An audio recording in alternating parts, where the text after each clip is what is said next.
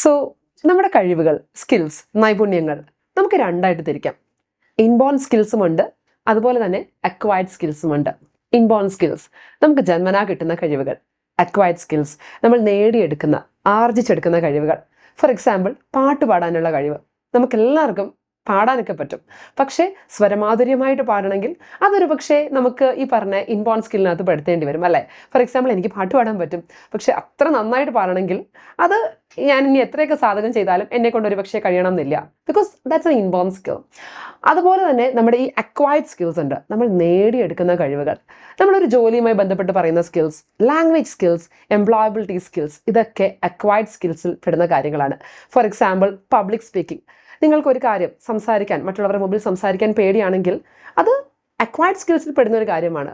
നമ്മൾ വേണമെന്ന് വെച്ചാൽ നേടിയെടുക്കാൻ പറ്റുന്ന കാര്യമേ ഉള്ളൂ.